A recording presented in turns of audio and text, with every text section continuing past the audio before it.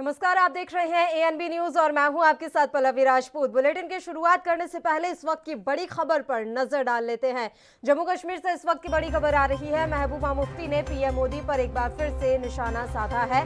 जम्मू कश्मीर की पूर्व मुख्यमंत्री महबूबा मुफ्ती ने पीएम मोदी पर हमला करते हुए कहा कि बिहार में वोट बैंक के लिए पीएम को अनुच्छेद 370 का सहारा लेना पड़ रहा है। कश्मीर समस्या के समाधान तक हमारा संघर्ष जारी रहेगा।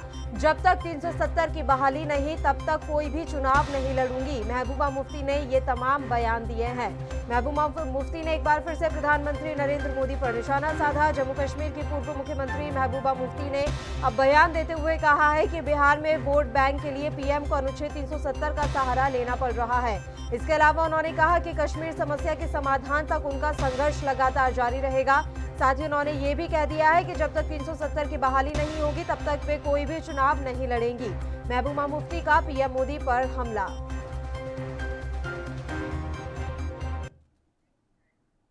और चलिए अब खबरों का रुख कर लेते हैं। पाकिस्तान की सियासत में इन दिनों ऑपरेशन जीजाजी भूचाल मचा रहा है। दरअसल पाकिस्तान के 11 राजनीतिक दल प्रधानमंत्री इमरान खान और सेना प्रमुख जनरल बाजवा के खिलाफ हो गए हैं। ये सभी दल लगातार विरोध प्रदर्शन कर रहे हैं। विरोधियों की आवाज को दबाने के लिए इमरान खान ने फौज की मदद से नवाज शरीफ के दामाद को गिरफ्तार किया, मगर इस काम के लिए पहले कराची के आईजी को अगवा किया गया।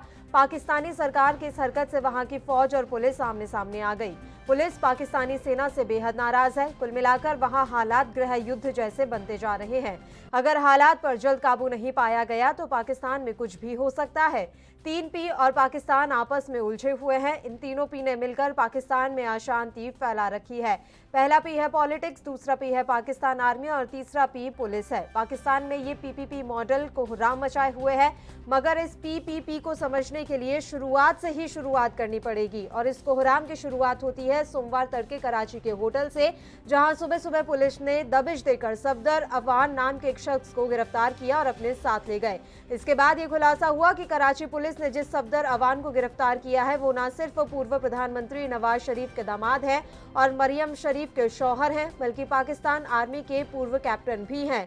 इसके बाद से ही फिलहाल पाकिस्तान में गृह युद्ध जैसे हालात बने हुए हैं। लगातार वहां पर प्रदर्शन हो रहे हैं और इमरान खान की फजीहत होते हुए इस पूरे मामले में नजर आ रही है। तो पाकिस्तान की सियासत में इन दिनों ऑपरेशन जीजाजी ने भूचाल मचाया हुआ है। पाकिस्तान के 11 राजनीतिक दल प्रधानमंत्री इमरान खान और सेना प्रमुख जनरल बाजवा के खिलाफ हो गए हैं। ये सभी दल लगातार विरोध प्रदर्शन कर रहे हैं।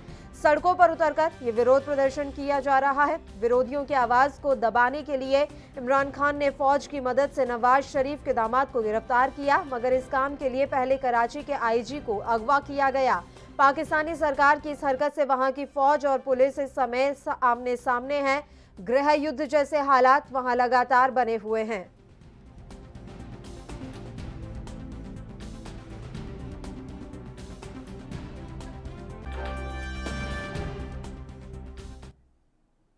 और इस मसले पर चर्चा के लिए इस समय अनिल गुप्ता जी हमारे साथ फोन लाइन पर जुड़े हुए हैं। आपको अनिल गुप्ता जी का परिचय करवा देते हैं। रक्षा विशेषज्ञ हैं, इसके अलावा अंतर्राष्ट्रीय मामलों की भी अच्छी खासी जानकारी अनिल जी रखते हैं। सर, बहुत बहुत स्वागत है आपका एएनबी न्यूज पर।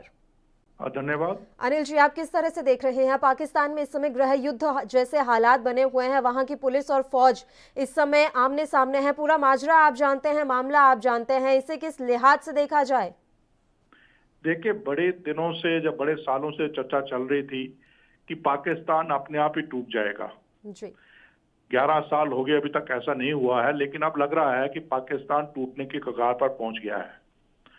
और इसकी जड़ जो है वो है एक 11 सदस्यीय विपक्षी दलों का गठन, जिसे हम पाकिस्तान मूवमेंट फॉर डेमोक्रेसी कहते हैं जी। इस गठन ने इमरान खान को हटाने का मुद्दा बनाकर पूरे देश में प्रदर्शन करने शुरू कर दिए हैं। पहला प्रदर्शन गुजरांवाला में हुआ। उस प्रदर्शन के दौरान एक बात बहुत खुलकर सामने आई कि ये प्रदर्शन ना सिर्फ इमरान खान के खिलाफ है, बल्कि पाकिस्तानी फौज के सरबराह जनरल कमर बाजवा और उनके ISI चीफ, उन दोनों के खिलाफ भी है जी। और इसका जिक्र तब हुआ जबकि वहां के ousted prime minister Nawaz Sharif ने लंदन से वीडियो कॉन्फ्रेंसिंग के जरिए गुजरांवाला क्राउड को एड्रेस किया और उन्होंने साफ तौर पर कहा कि ये दो लोग जो है जो जिम्मेवार है मेरे सरकार को गिराने के लिए, इन्होंने ही इलेक्शन करवाए और एक कठपुतली प्राइम मिनिस्टर इमरान खान को आपके सामने पेश किया और उन्हें साफ साफ कहा कि पाकिस्तान की हुकूमत इमरान खान नहीं बल्कि फौज चला रही है। जी। इससे साफ जाहिर हो गया कि इस बारी पहले की तरह नहीं, पहले की तरह जो होता था सिर्फ पॉलिटिकल खिलाफात होते थे या पॉलिटिशियन प्राइम मिनिस्टर के खिलाफ होते थे, इस बारी फौज और प्राइम मिनिस्टर दोनों के खिलाफ थे। इसके बाद हुआ कराची का एक जलसा। जी। उस जलसे के एंड में शरेआम नवाज शरीफ के दामाद कैप्टन सफदर, जिनकी आपने बात की, उन्होंने फौज के ऊपर इल्जाम लगाए। हालांकि उनकी बेगम जो है मरियम नवाज, उन्होंने ये यहां तक कहा कि पूरी फौज खराब नहीं है, लेकिन चंद लोग फौज के अंदर खराब हैं जिनके कारण की पूरे देश की बदनामी हो रही है। लेकिन फौज को जो गवारा नहीं और उन्होंने उनको सबक सिखाने के लिए उनके हस्बैंड को, कैप्टन सफदर को, जबरदस्ती उनके होटल के कमरे से अगवा करवा लिया और उसके पहले वहां के आईजी पुलिस को अगवा करा के जबरदस्ती उनके खिलाफ एफआईआर लिखवाई गई। अब देखने की बात यह है कि पाकिस्तान, जिसके अंदर की फौज सबसे मजबूत मानी जाती है, उसके खिलाफ सिंध पुलिस ने बगावत कर दी। ये भी एक नई चीज है। जी। बेशक ताकत के मामले में पुलिस और फौज का कोई कंपैरिजन नहीं है, लेकिन ये इस बात को दर्शाता है कि फौज के साथ कितनी हद तक लोगों के अंदर नाराजगी है और उस नाराजगी का नमूना ये सिंध पुलिस की बगावत से ही पता लगा। और जैसे मैंने कहा कि अभी टूटने कगार पे क्यों है, देखिए पहले से ही बलूचिस्तान सुलग रहा है जी। खैबर पख्तूनख्वा में बगावत की बू उठ चुकी है। गिलगित बाल्टिस्तान और पीओजेके में रोज मुजाहरे हो रहे हैं। कल भी पीओजेके के अंदर 22 अक्टूबर के दिन वहां पर ब्लैक डे मनाया गया। पाकिस्तानी फौज के खिलाफ रैलियां निकाली गई। शरेआम कहा जा रहा है ये जो दहशतगर्दी है इसके पीछे वर्दी है। तो फौज जो है उसको अपनी छवि का खराब होने का डर लगने लगा और इसलिए उन्होंने फिर एक किस्म का समझौता करने की कोशिश की और एक इंक्वायरी ऑर्डर की पुलिस के खिलाफ, हालात के खिलाफ, जिससे कि थोड़े दिन के लिए जब बगावत रुक गई है, 7 दिन का वक्फा उनको दिया गया है इंक्वायरी कमेटी को रिपोर्ट पेश करने के लिए, लेकिन आग अभी तक सुलगी नहीं है। देखिए सर, अभी आधा कार्यकाल भी पूरा नहीं कर पाए हैं इमरान खान अपनी सरकार में, तो जिस तरह से इस समय विरोध प्रदर्शन वहां हो रहे हैं और विरोध की इतनी तेज आवाजें इमरान खान के खिलाफ पूरे देश में सुनाई दे रही हैं, क्या ऐसी संभावनाएं हैं कि बीच में से ही सत्ता में हाथ ना धोना पड़ जाए इमरान खान को? बिल्कुल, मैं इसी बात पे आ रहा था। देखिए पाकिस्तानी फौज अपनी छवि के लिए बहुत कॉन्शियस है, very conscious of its image, और इसलिए कमर बाजवा को ये लग रहा है कि इमरान खान को बचाते बचाते कहीं हमारी फौज की जो इमेज है वो खराब ना हो जाए। आप देखें कराची में जब दंगे हुए तो किसको टारगेट किया गया? कमर बाजवा के दामाद का मॉल। कारण इसका ये है कि पाकिस्तान के अंदर इस वक्त सबसे बड़े सरमायादार वहां के जनरल हैं, वहां के फौजी अफसर हैं, जिन्होंने बड़े बड़े mall, cinema hall, states, buildings, residential colonies और ट्रांसपोर्ट कंपनीज खोल रखी हैं। पाकिस्तान के ज्यादातर बिजनेस पर कंट्रोल आजकल पाकिस्तान के जनरल्स का है। उसी तरह से पाकिस्तान के अफसर जो कि सरकार में साथ मिलकर काम कर रहे हैं वो भी भ्रष्टाचार से लिप्त हैं। तो लोगों के बीच में रोष तो बहुत है, पर लोग फौज से डरते थे, लेकिन अब कहीं फौज को लग रहा है कि कहीं हमारा पूरा इस प्रकार की बगावत हो गई तो हमारी पूरी इमेज जो है खराब हो जाएगी, क्योंकि बिल्कुल, और कहीं ना कहीं पाकिस्तानी फौज जो है अपनी इमेज को बचाने के लिए हो सकता है कि इमरान खान को सत्ता से बेदखल भी कर दे। बहुत बहुत शुक्रिया आप हमारे साथ जुड़े सर, तमाम चर्चा के लिए आप हमारे साथ मौजूद रहे। और आइए अब रुख करते हैं अगली खबर का। ठंड बढ़ने के साथ दिल्ली की हवा में जहर लगातार बढ़ता जा रहा है। राजधानी के आसमान में सुबह से ही स्मॉग छाया हुआ है। दिल्ली एनसीआर के अन्य इलाकों में भी कमोबेश यही हाल है। दिल्ली के अलीपुर इलाके में तो एयर क्वालिटी इंडेक्स 400 के पार पहुंच गया है। दिल्ली में प्रदूषण का स्तर सुबह 7 बजे ही 360 था। आसमान में स्मॉग छाया हुआ है। अलीपुर, शादीपुर, जहांगीरपुरी, विवेक विहार, वजीरपुर, बवाना और मुंडका में प्रदूषण का स्तर काफी गंभीर हालत में है। 439 एयर क्वालिटी इंडेक्स के साथ अलीपुर अब तक दिल्ली का सबसे प्रदूषित इलाका है। दिल्ली के आईटीओ इलाके में एयर क्वालिटी इंडेक्स 356 रिकॉर्ड किया गया। वहीं राजपथ और विजय चौक के आसपास स्मॉग की मोटी चादर इस समय छाई हुई है। तस्वीरों में भी आप देख सकते हैं स्मॉग की परत इतनी मोटी है कि ऐसा लगता है कि जैसे सब कुछ गायब ही हो गया हो।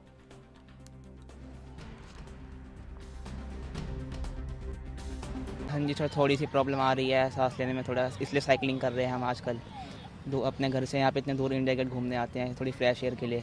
विजिबिलिटी कम हो गई है क्या? हाँ आपको जी इंडिया सर। गेट यहाँ से आपको नजर ही नहीं आ रहा है, तो कैसे वैसे देखते हैं? सर एक्चुअली पोल्यूशन बहुत ज़्यादा बढ़ रहा है, तो यहाँ से भी पहले दिखता था इंडिया गेट, अब दिखना बंद, विजिबल होना बंद हो गया है, तो बहुत ज़्यादा दिक्कत आ रही है। ज़्यादातर जो बूढ़े लोग हैं उनको तो बहुत ज़्यादा दिक्कत आती है इस काम में।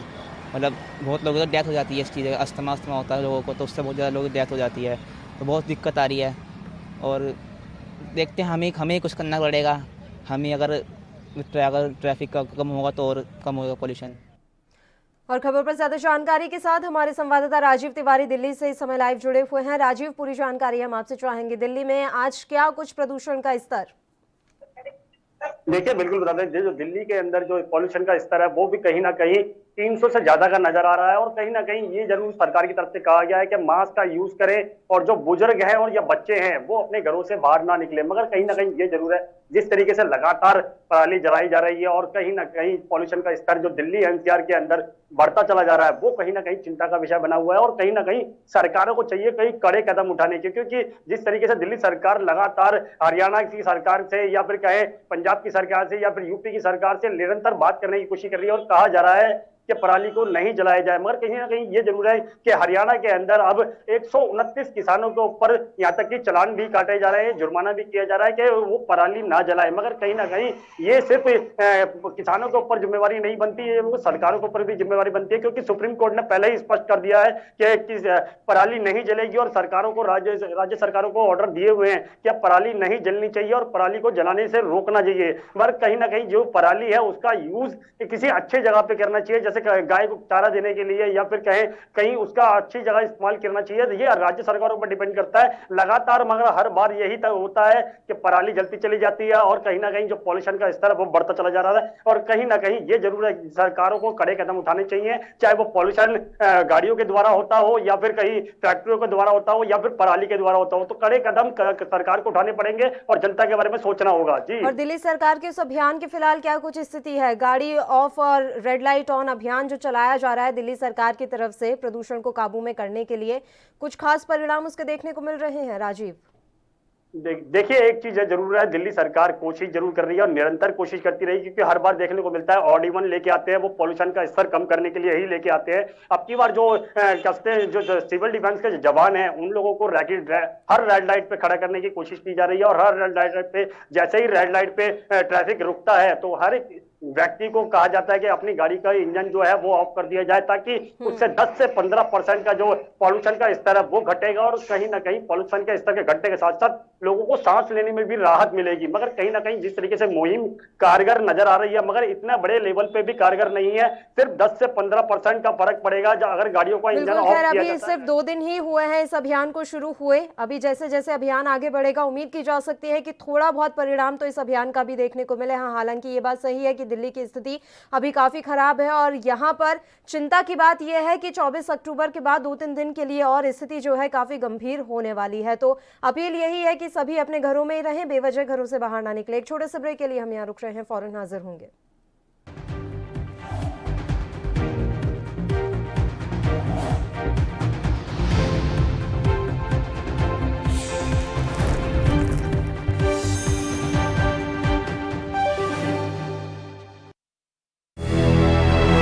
लखनऊ से लेकर चंडीगढ़ तक, मुंबई से लेकर रायपुर तक, क्या है राजनीति की हलचल, क्या है समाज का मिजाज। राजधानी लाइव, हमारी नजर, आपका फैसला, हर रोज सुबह 8 बजे सिर्फ ANP न्यूज पर। क्या आप दुबले पतले कमजोर हैं, आपकी सेहत नहीं बनती, भूख कम लगती है, वजन नहीं बढ़ता? दरअसल मेन बात खाना पीना खाना नहीं है, मेन बात है खाया पिया लगना।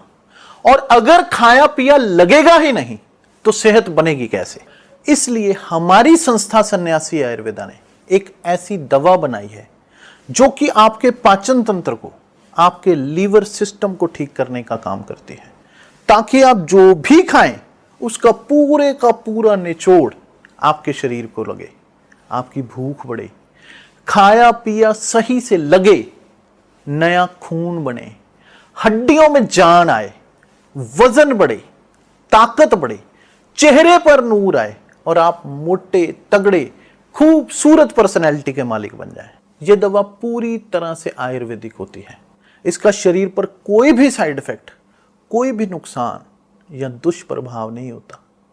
लड़के लड़कियां दोनों इसका इस्तेमाल कर सकते हैं और पहले 15 दिन के अंदर ही आपको इसका असर महसूस हो जाएगा।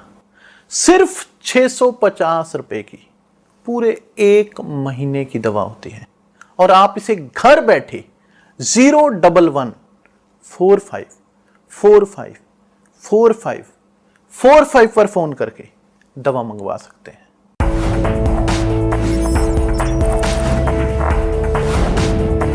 कम ब्रेक और ज्यादा खबरों के साथ देखिए ANP news in channel number पर।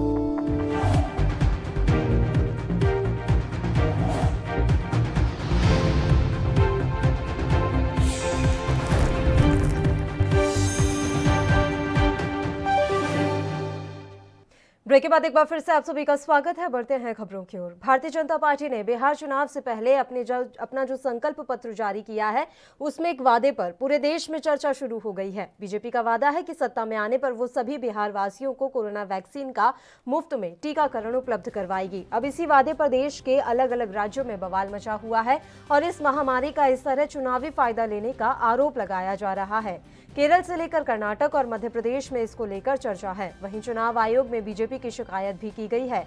भारतीय जनता पार्टी ने कोरोना वैक्सीन को लेकर जो दावा किया उस पर विपक्ष आग बबूला है।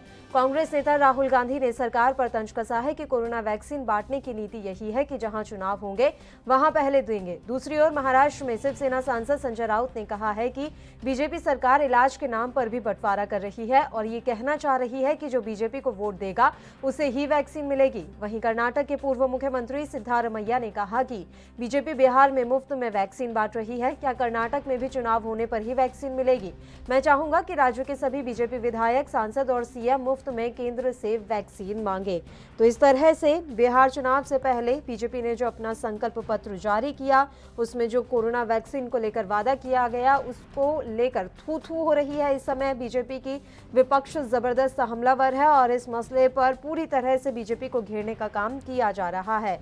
एक वादे पर पूरे देश में इस समय चर्चा शुरू हो गई है। बीजेपी का वादा है कि सत्ता में आने पर जो सभी बिहार वासी हैं जो उन्हें वोट देंगे उन्हें कोरोना वैक्सीन का मुफ्त में टीकाकरण उपलब्ध करवाया जाएगा।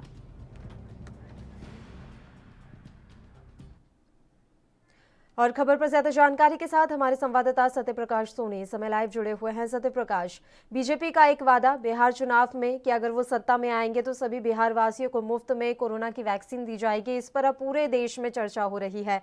महाराष्ट्र में शिवसेना के सांसद संजय राउत ने भी कहा है कि बीजेपी ने अब वैक्सीन का ही बंटवारा कर दिया है। जबरदस्त निशाना संजय राउत की तरफ से बीजेपी के इस वादे पर साधा गया है। देखिए पल्लवी, ये बीजेपी का पहला मामला नहीं है। जहां भी कोई चुनाव होता है बीजेपी इस तरह से अपने वादा खिलाफी करती है। जिस तरह से एक बार फिर से बीजेपी ने साफ तौर पे कह दिया है कि अगर बीजेपी सरकार बिहार में आती है तो लोगों को जो है सभी बिहार को मुफ्त में कोरोना वैक्सीन दिया जाएगा। तो जाहिर तौर पर अब कोरोना वैक्सीन को लेकर वादा खिलाफी की जा रही है। लगातार ये वादे की जा रहे हैं। अब सिर्फ बिहार में नहीं बल्कि अन्य राज्यों में भी है जो कोरोना को लेकर चर्चा होने लगी है। तमाम राज्यों से तमाम प्रतिक्रियाएं आने, महाराष्ट्र सरकार के जो है स्वास्थ्य मंत्री ने प्रतिक्रिया दी है। साफ तौर पर उन्होंने कहा है कि अगर बिहार में जो वोट देगा क्या उसी को जो वैक्सीन मिलेगी या राज्य के अन्य जो है मुख्यमंत्री है उनको भी वैक्सीन मिलेगी। ऐसे में सभी राज्य के सभी विधायक और मंत्री सहित मुख्यमंत्री को भी जो है केंद्र सरकार से वैक्सीन की मांग करनी चाहिए। जी बिल्कुल, तो इससे ही आपदा में अवसर वाली बात कही जाए, आपदा में भी अवसर खोज रही है भारतीय जनता पार्टी कि अगर सत्ता में आए तो हम फ्री में दे देंगे कोरोना की वैक्सीन। तो क्या समझा जाए, अन्य राज्यों को फ्री में कोरोना की वैक्सीन नहीं मिलेगी? देखिए पल्लवी, बीजेपी ने जो है कोरोना वैक्सीन को चुनावी मुद्दा बना दिया है। अब यही वजह है कि बीजेपी अब ये चुनावी मुद्दों को लेकर बुलाना चाहती है कि उनको कहीं किसी भी हालात में जो है बिहार में चुनाव लड़ना है और जीतना है। ऐसे में जो भाजपा की नीति रही है वो लोगों को पता है और लगातार लोग जिस तरह से केंद्र सरकार जो है सत्ता में आने से पहले तमाम वादे की थी कि इस तरह की सर्विसेज मिलेगी, या 15 लाख की बात करें या फिर जो है बाकी सुविधाओं की बात करें, नौकरी की बात करें, तमाम चीजें कही गई थी लेकिन कुछ हुआ नहीं। ऐसे में लोगों को पता है कि बीजेपी का ये चुनावी मुद्दा है। ऐसे में बीजेपी वैक्सीन के नाम पे चुनावी मुद्दा को जरूर भुनाना चाहती है, लेकिन सरकार लगातार आक्रामक है। ऐसे में जानकारी ये भी मिली है कि अखिलेश सरकार ने भी आक्रामक होकर साफ तौर पे कहा है कि बीजेपी सरकार क्या सिर्फ बिहारियों को वैक्सीन देगी, उत्तर प्रदेश में क्या होगा? तो जाहिर तौर पर उत्तर प्रदेश में भाजपा की सरकार है तो जाहिर तौर पर वहां के लोगों को भी वैक्सीन मुफ्त में मिलनी चाहिए। जी बिल्कुल सत्य प्रकाश, आप लगातार हमारे साथ बने रहिए। तो आपको बता दें कि बिहार में जो वादा किया गया बीजेपी की तरफ से कि कोरोना की वैक्सीन मुफ्त में दी जाएगी अगर वो सत्ता में आते हैं, तो उसके बाद से ही राजनीति गर्मा गई है। महाराष्ट्र सरकार में तमाम मंत्रियों और सांसदों ने भी बीजेपी के इस बयान पर, इस वादे पर जमकर निशाना साधा। अगली खबर का रुख कर लेते हैं। अभिनेत्री कंगना रनौत कई मामलों को लेकर इस समय चर्चा में चल रही हैं। एक और उनके भाई की शादी की गूंज सुनाई दे रही है, लेकिन दूसरी ओर कंगना रनौत के ऊपर से मुसीबतें कम होने का नाम नहीं ले रही। खबर है कि कंगना रनौत के ऊपर 10 दिनों के अंदर एक और एफआईआर लग चुकी है। एफआईआर की हैट्रिक लग गई है। जी हां, कंगना रनौत पर बीते 10 दिनों में ये तीसरी एफआईआर दर्ज हुई है। जैसे ही ये खबर सामने आई, काफी तेजी से चर्चा में आई और उनके फैंस काफी दुखी हैं। वहीं कंगना रनौत पर तीसरी एफआईआर कोर्ट के आदेश के बाद ही दर्ज की गई थी और उन पर काफी गंभीर आरोप लगा है। एक वकील जो कि मुंबई के रहने वाले हैं, उन्होंने अभिनेत्री पर 2 समुदायों के बीच मनमुटाव पैदा करने का आरोप लगाया है। ये सारे मामले तब सामने आए जब कंगना रनौत एक के बाद एक कई ट्वीट्स कर रही थी और कई लोगों पर उन्होंने निशाना साधा था। कंगना रनौत पहले भी महाराष्ट्र सरकार से भिड़ गई थी। देखिए, मैं बताऊंगा पहले कि ये मैंने दूसरी कंप्लेंट फाइल किया हूँ कंगना रनौत के खिलाफ। पहली कंप्लेंट जो थी वो तबलीगी जमात को लेकर थी, जो तबलीगी जमात को लेकर रंगोली चंदेल जो उनकी बहन, कंगना की बहन है, उन्होंने जो कंट्रोवर्शियल जो ट्वीट किया था कि उनको मार दिया जाए, किल दिस मुल्ला, सेक्युलर मुल्लाज, मीडिया जो भी है, उसकी वजह से एक ऑलरेडी मैटर 66 नंबर में चल रहा है, जिसका अभी ऑर्डर के लिए पुटअप किया है 29 अक्टूबर, मतलब 6 दिन के अंदर। दूसरा केस जो है अभी जो लेटेस्ट है वो मैंने कल फाइल किया हो कंगना रनौत के खिलाफ। उसके अंदर मैं कुछ स्पेसिफिक चीज़ें जो मेंशन करूंगा कि सिडिशन, जो स्टेट ऑफ महाराष्ट्र सरकार सिटिंग गवर्नमेंट के खिलाफ जो गलत गंदी बातें जो की जा रही है, इसकी वजह से जो है एक देश का माहौल खराब हो रहा है। हिंदू मुस्लिम का जो भेदभाव की जो बातें की जा रही है और जो भड़काऊ भाषण जो दिया जा रहा है आपस में। हमारे संवाददाता सत्य प्रकाश लगातार लाइव जुड़े हुए हैं। इस खबर पर तमाम जानकारी उन्हीं से ले लेते हैं। सत्य प्रकाश, 10 दिन के भीतर तीसरी बार कंगना रनौत पर एफआईआर दर्ज हुई है। इस बार ये एफआईआर किसने दर्ज करवाई और एफआईआर का आधार क्या है?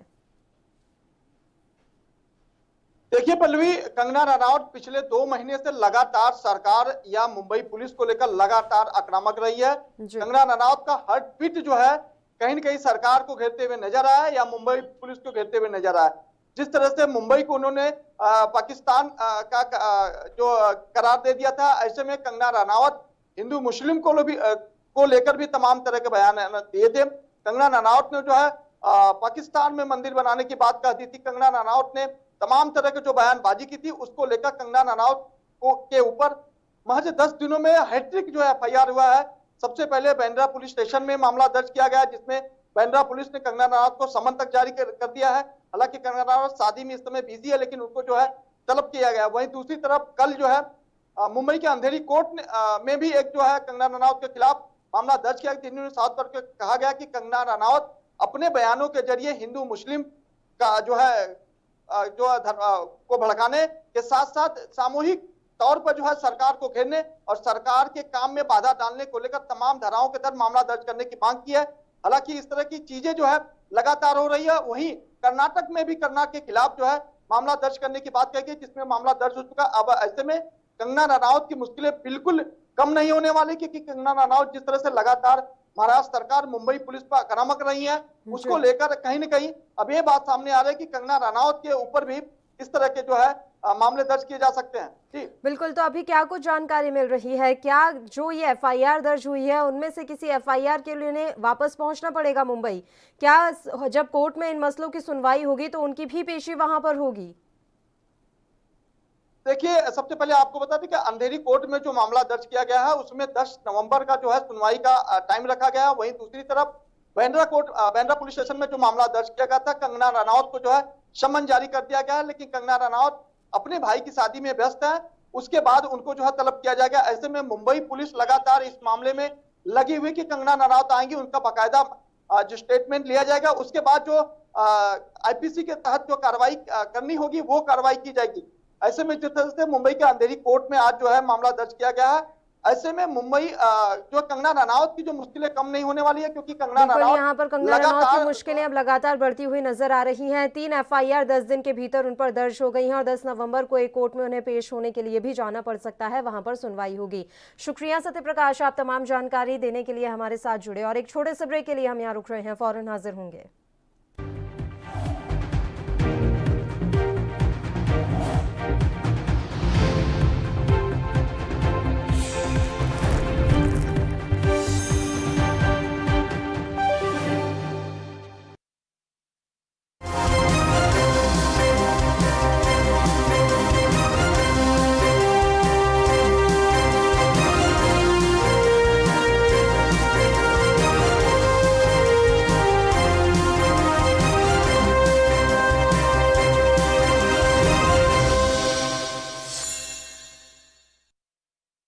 क्या आप दुबले पतले कमजोर हैं? आपकी सेहत नहीं बनती, भूख कम लगती है, वजन नहीं बढ़ता?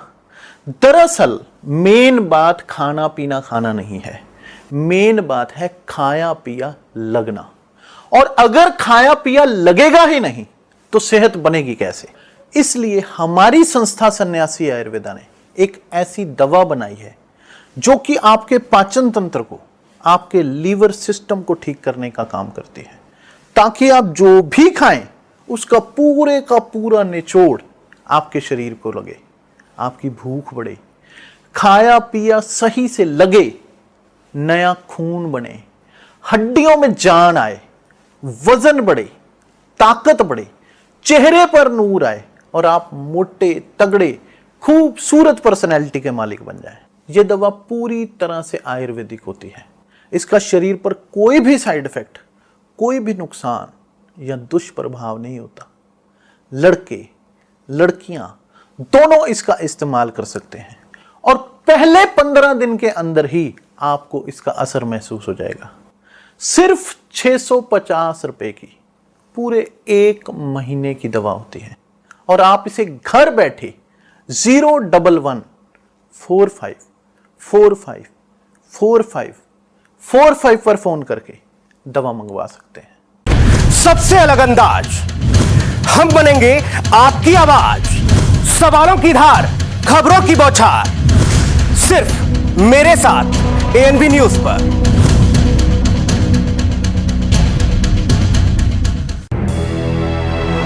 लखनऊ से लेकर चंडीगढ़ तक, मुंबई से लेकर रायपुर तक, क्या है राजनीति की हलचल, क्या है समाज का मिजाज। राजधानी लाइव, हमारी नजर, आपका फैसला, हर रोज सुबह 8 बजे सिर्फ एएनबी न्यूज पर।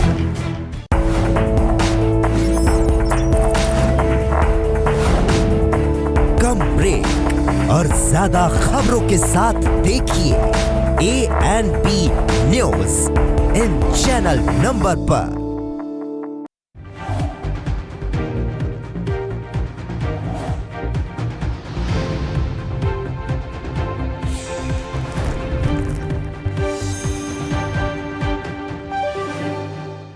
ब्रेक के बाद एक बार फिर से आप सभी का स्वागत है। बढ़ते हैं खबरों की ओर। यूपी के बलिया जिले के दुर्जनपुर हत्याकांड के मुख्य आरोपी धीरेन्द्र प्रताप सिंह उर्फ डब्लू की ओर से एफआईआर दर्ज न होने पर महिलाओं ने आत्मदाह की धमकी दे डाली है। महिलाओं ने गुरुवार को वीडियो जारी कर ऐलान कर दिया कि यदि एफआईआर दर्ज नहीं हुई तो घर की सभी 7 औरतें आत्मदाह कर लेंगी। इससे प्रशासन में हड़कंप मच गया और घर के बाहर अधिकारियों और पुलिस का जमावड़ा लग रहा है। आत्मदाह की भनक लगते ही एसडीएम सिकंदरपुर संगमलाल, सीओ बांसडीह दीपचंद और एसएचओ बैरिया संजू त्रिपाठी धीरेन्द्र के घर पहुंचे और महिलाओं को समझाने का प्रयास शुरू किया गया। काफी समझाने पर भी महिलाएं कुछ सुनने को तैयार नहीं हुई तो अधिकारियों ने उन्हें हर हाल में शुक्रवार को एफआईआर की कॉपी देने का आश्वासन दिया है। इसके बाद महिलाएं मानी और आत्मदाह को शुक्रवार यानी आज तक के लिए टाला गया। उधर महिलाओं का वीडियो वायरल होते ही जिले भर से क्षत्रिय समुदाय के दर्जनों लोग उनके घर पहुंचना शुरू हो गए।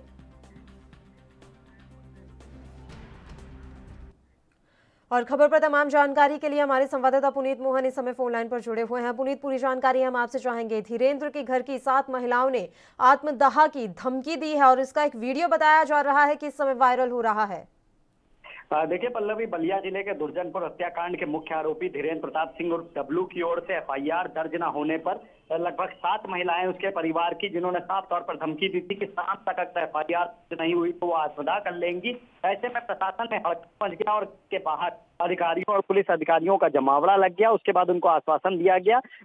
सीओ बांसडीह पहुंचे थे, एसडीएम पहुंचे थे, तमाम बड़े अधिकारी वहां पर पहुंचे थे। उनको समझाने का प्रयास किया गया। काफी समझाने के बाद भी जब महिलाएं कुछ सुनने को तैयार नहीं थी तो उनको आश्वस्त किया गया कि शुक्रवार को एफआईआर की कॉपी उनके हाथ में दी जाएगी। उसके बाद महिलाएं मानी है और सीधे तौर पर अब उन्होंने आत्मदाह को शुक्रवार तक के लिए हम जिस तरीके की चेतावनी दी थी उसको टाल दिया है। लेकिन इस वीडियो के वायरल होने के बाद में क्षत्रिय समुदाय के जो दर्जनों लोग हैं और जो संगठन के लोग हैं, क्षत्रिय समुदाय के जो तमाम संगठन है उसके नेता वहां पहुंचना शुरू हो गए। ऐसे में जो शासन की व्यवस्था थी, सुरक्षा व्यवस्था, उसको और भी मजबूत कर दिया गया है। जी, मसले पर अपडेट क्या कुछ है पुनीत? देखिए, शुक्रवार का समय दिया गया था, आज शुक्रवार है, क्या अभी उन्हें दे दी गई है एफआईआर की एक कॉपी? देखिए, उन्हें आश्वस्त किया गया था और जल्दी ही उन्हें एफआईआर की कॉपी दे दी जाएगी। कई धाराओं में वो मांग कर रहे थे कि उनके एफआईआर लिखी जाए, लेकिन विवेचना में ऐसी कोई धारा नहीं बन रही थी। लेकिन क्रॉस एफआईआर की उन्होंने मांग करी थी और अल्टीमेटम दिया था। उसको देखते हुए उनकी एफआईआर दर्ज कर ली गई है और अभी थोड़ी देर में उन्हें काफी अवेलेबल करा दी जाएगी। लेकिन जिस तरीके से अब क्षत्रिय समुदाय के लोग वहां पर पहुंच रहे हैं, पुलिस प्रशासन काफी चुस्त दुरुस्त हो गया है और इसके साथ ही घर के आसपास जो पुलिस फोर्स थी उसको और बढ़ा दिया गया है ताकि इस मामले में राजनीति ना होने पाए। जी, तो अभी लग तो यही रहा है पुनीत साफ तौर पर कि इस पूरे मसले को राजनीतिक रंग तो देखिए पहले ही दिया जा चुका है, अब जातीय रंग भी यहाँ देने की कोशिश की जा रही है। जिस तरह से क्षत्रिय समाज के लोग धीरेन्द्र के घर पहुंच रहे हैं, वहां जाकर महिलाओं को आश्वस्त किया जा रहा है और तमाम हम यहाँ पर तस्वीरें भी देख सकते हैं कि किस तरह से जो लोग वहां पर पहुंचकर आश्वासन तो दे ही रहे हैं, मदद की भी बात कह रहे हैं, सिंपैथी यहाँ दिखाई जा रही है। तो क्या जातीय रंग इस पूरे मसले को दे दिया जा चुका है?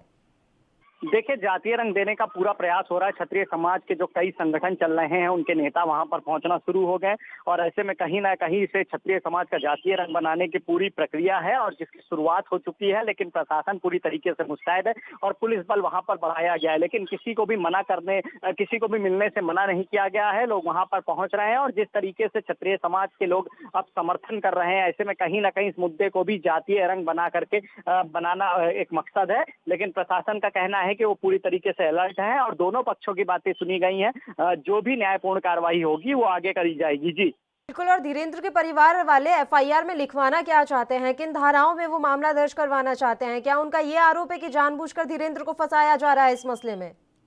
देखिए, जो 7 महिलाएं जिन्होंने आत्मदाह का अल्टीमेटम दिया था उनकी साफ तौर पर एक मांग है। जिस तरीके की उन्होंने तहरीर दी है उसमें साफ तौर पे लिखा हुआ है कि धीरेन्द्र प्रताप सिंह उर्फ डब्लू को फंसाया गया है। जो दूसरा पक्ष था वो पूरा प्लान करके आया था, उनके लोगों की हत्या करना चाहता था और अगर डब्लू आत्मरक्षा में गोली ना चलाते तो उनके परिवार की कई महिलाओं की जान चली जाती। इस तहरीर के आधार पर वो 302, 307 के मुकदमे की मांग कर रहे हैं, जिसकी विवेचना करी जा रही है और प्रशासन के जो अधिकारी हैं उनका कहना है जल्दी एफआईआर दर्ज कर ली गई है और कॉपी उनको दी जाएगी। जी, पहले तो विधायक इस परिवार को जो है पूरी तरह से मदद पहुंचा रहे थे, अभी क्या कुछ नजर आ रहा है पुनीत? आखिर कौन पीछे के दरवाजे से धीरेन्द्र के परिवार को मदद दे रहा है इस मसले में? देखिए, जिस तरीके से सुरेंद्र सिंह विधायक खुल करके धीरेन्द्र प्रताप सिंह उर्फ डब्लू का समर्थन कर रहे थे और इस मामले में उत्तर प्रदेश बीजेपी के अध्यक्ष स्वतंत्र देव सिंह ने उनको तलब भी किया था, उनको कारण बताओ नोटिस भी जारी हुआ था। उसके बाद हालांकि वो मीडिया में बयानबाजी करते हुए बच रहे हैं, लेकिन अभी भी परिवार का सीधे तौर पर समर्थन कर रहे हैं और कहीं ना कहीं जिस तरीके से खुल करके समर्थन कर रहे थे अब वो समर्थन नहीं नजर आ रहा है। लेकिन अगर हम बैकडोर की बात करें तो सीधे तौर पर वो मदद कर रहे हैं और जिस तरीके से महिलाओं ने अल्टीमेटम दिया था कि अगर उनकी एफआईआर नहीं दर्ज होती है तो वो आज आत्मदाह करेंगे, ऐसे में प्रशासन ने उनको समझाया है और उनकी एफआईआर दर्ज करने की जो प्रक्रिया है उसकी शुरुआत हो चुकी है। मामले को जातीय रंग ना मिलने पाए उसको लेकर के भी प्रशासन पूरी तरीके से मुस्तैद है, लेकिन क्षत्रिय समाज के लोगों का अब वहां पर एकत्र होना शुरू हो गया है। जी पुनीत, हकीकत क्या है? देखिए, महिलाएं आत्मदाह की धमकी दे रही हैं, वो कह रही हैं कि जानबूझकर फंसाया गया और सामने वाला जो पक्ष है वो पहले से ही तमाम तैयारियां करके आया था। इसकी हकीकत क्या है? क्या वाकई में ऐसा था कि सामने वाला पक्ष पहले से तैयारियां करके आया था? क्योंकि जिस बात को लेकर ये पूरा झगड़ा हुआ वो काफी लंबे समय से चला आ रहा था और पहले भी इस तरह के लड़ाई झगड़े सामने आ चुके हैं इस दुकान को लेकर। देखिए, दोनों जो परिवार हैं उनमें विवाद था और इसमें अगर हम बात करें तो सबसे बड़ी लापरवाही एसडीएम और सीओ की थी। उनको पता था कि ये दो पक्ष अगर आमने सामने होंगे तो टकराव की स्थिति उत्पन्न हो सकती है, लेकिन उसके बावजूद सुरक्षा व्यवस्था कड़ी नहीं करी गई। पुलिस कर्मियों की जो संख्या थी वो काफी कम थी और जिस तरीके से शस्त्र लेकर के लोगों को आने के लिए अलाउ किया गया वो कहीं ना कहीं जानलेवा साबित हुआ और धीरेन्द्र प्रताप सिंह और डब्लू ने फायरिंग करी जिसमें एक व्यक्ति की जान चली गई। हालांकि सीधे तौर पर धीरेन्द्र प्रताप सिंह का अपना पक्ष है कि उसने रक्षा में गोली चलाई है, वहीं जो जिन पीड़ित पक्ष है उनका कहना है कि धीरेन्द्र प्रताप सिंह ने पुलिस के सामने फायर किया है और कहीं ना कहीं उसको कड़ी से कड़ी सजा मिलनी चाहिए। विवेचना का विषय है, लेकिन जिस तरीके की अगर हम लापरवाही की बात करें तो जिला प्रशासन और बलिया की जो पुलिस है उसका रोल सबसे ज्यादा लापरवाह भरा रहा है और सीओ और एसडीएम के ऊपर अभी निलंबन के अलावा किसी तरह की कोई कार्रवाई नहीं हुई है। जी बिल्कुल, बने रहिए पुनीत आप हमारे साथ। तो आपको ये हम जानकारी दे दें कि बलिया मामले में जो धीरेन्द्र की परिवार की महिलाएं हैं उन्होंने अपना एक वीडियो जारी किया है और उस वीडियो में सामूहिक आत्मदाह की चेतावनी इन महिलाओं के द्वारा दी गई है और ये कहा गया है कि हमें जब तक एफआईआर की कॉपी नहीं मिल जाती तब तक हम इसी तरह से अपना प्रदर्शन भी जारी रखेंगे और साथ ही उन्होंने कहा है कि एफआईआर की कॉपी शुक्रवार यानी कि आज अगर उन्हें नहीं मिली तो वो आत्मदाह कर देंगी। और जैसा कि हमारे संवाददाता ने ये जानकारी भी दी है कि एफआईआर दर्ज हो चुकी है और जल्द ही उनके पास एफआईआर की कॉपी पहुंचा दी जाएगी। बढ़ते हैं अगली खबर की ओर। पावर कॉर्पोरेशन में 1 करोड़ 9 लाख उपभोक्ताओं ने कभी बिजली बिल जमा ही नहीं किया। उत्तर प्रदेश की ये स्थिति हम बता रहे हैं। विभाग ने ऐसे उपभोक्ताओं को काली सूची में डाला है। यह काली सूची पावर कॉर्पोरेशन के रिकॉर्ड में नेवर पेमेंट कहलाती है। पावर कॉर्पोरेशन के अध्यक्ष अरविंद कुमार ने सभी डिस्कॉम के प्रबंध निदेशकों से चेकिंग अभियान चलाकर राजस्व वसूली का निर्देश दिया है। विभागीय आंकड़ों के मुताबिक पूर्वांचल डिस्कॉम में 43 लाख उपभोक्ता, मध्यांचल निगम में 33 लाख उपभोक्ता हैं जिन्होंने कभी बिजली का बिल ही नहीं जमा किया। वहीं लखनऊ में भी 1 लाख ऐसे उपभोक्ता हैं जिन्होंने कनेक्शन लेने के बाद कभी भी बिजली का बिल जमा नहीं किया है। इसमें सिस गोमती के 88,000 और ट्रांस गोमती क्षेत्र के 22,000 उपभोक्ता हैं।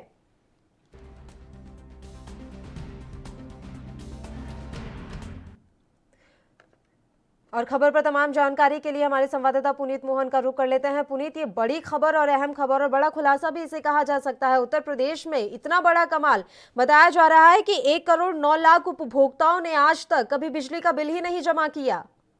देखिए, जिस तरीके की लचर व्यवस्थाएं रही हैं, मध्यांचल विद्युत निगम लिमिटेड हो या पूर्वांचल विद्युत निगम लिमिटेड हो, जिस तरीके की विद्युत विभाग की लचर व्यवस्थाएं रही हैं और जिस तरीके से भ्रष्टाचार रहा है, 1 करोड़ 9 लाख लोग ऐसे हैं 23 करोड़ लोगों में से जिन्होंने आज तक भी 1 भी रुपए बिजली का बिल नहीं जमा किया है। हालांकि जो प्रमुख सचिव है अरविंद कुमार, उन्होंने तत्काल आदेश किया है कि इनसे वसूली करी जाए। अकेले राजधानी में 1 लाख लोग हैं जिसमें से 30 गोमती में लगभग 88,000 लोग हैं और 22,000 लोग ट्रांस गोमती में हैं जिन्होंने कनेक्शन भी लिया, बिजली का बिल नहीं जमा कर रहे हैं और आराम से बिजली यूज कर रहे हैं। ऐसे में कहीं ना कहीं राजस्व को एक बड़ा नुकसान हो रहा है, क्योंकि अगर हम नॉमिनल 3,000 रुपए भी प्रति माह बिजली का बिल है तो अंदाजा लगाया जा सकता है कि 1 करोड़ 9 लाख लोग जो हैं वो बिजली का बिल नहीं भर रहे हैं। ऐसे हर महीने शासन को कितना नुकसान हो रहा है, लेकिन इस मामले में एक्शन लिया गया है। इससे पहले बिजली विभाग ने एक्शन लिया था। कई ऐसे लोग थे जो सीधे तौर पर चेकिंग के दौरान पकड़े गए थे, कट्टिया लगाते पकड़े गए थे और उन्होंने दिखाया भी था। बिजली विभाग के जो अधिकारी छापा मारने गए थे